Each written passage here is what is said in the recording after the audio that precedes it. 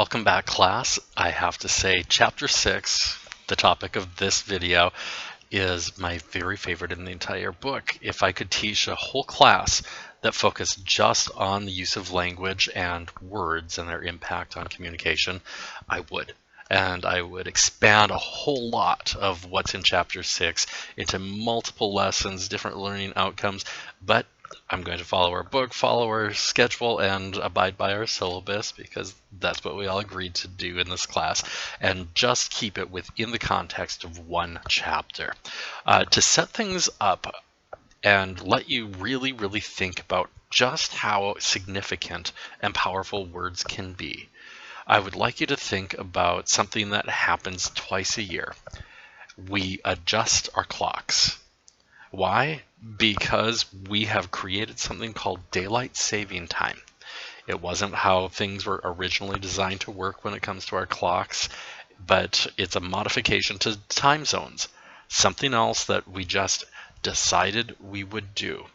Think about how much time affects your life and how drastically different it would be if clocks didn't exist, if we didn't schedule things. I mean, there are certain elements that would be a nightmare, but at the same time, it would be kind of liberating to not feel like we were constantly having to follow what time it was and be accountable for being certain places at certain times.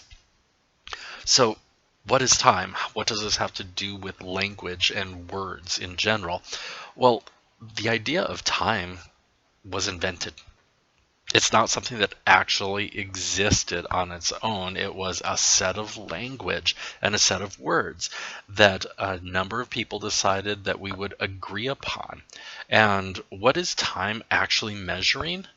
We think it's, how long the day is or how long a year is, a month, a week. We can measure a whole lot of different increments that we consider time.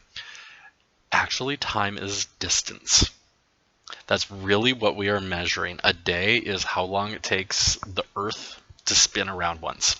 A year is how long it takes the Earth to go around the sun.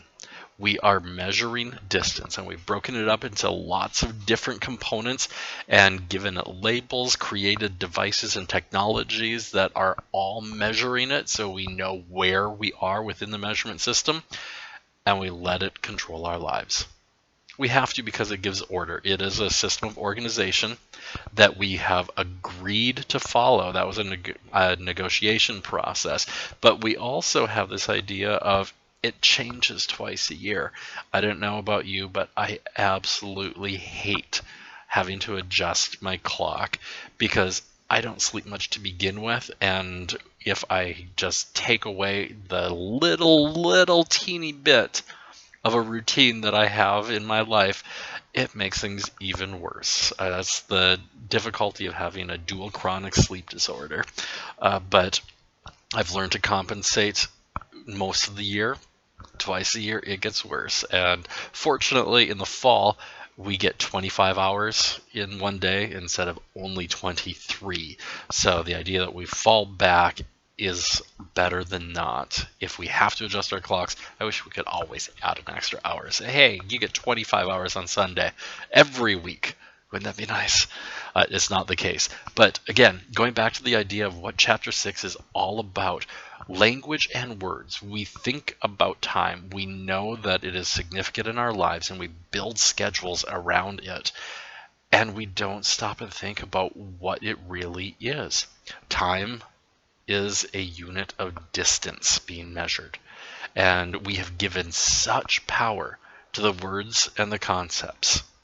We do that with all language. All language is symbolic.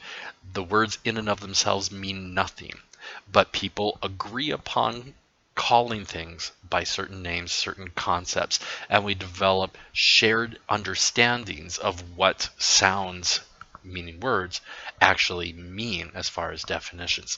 So we're going to explore different kinds of definitions in this chapter, and then also some really significant things about specific word choices that we can make, in addition to thinking more about just how powerful words are. But as a starting point, time. It doesn't exist. until it does. And we've decided that it does exist, and I hope you remember to adjust your clock.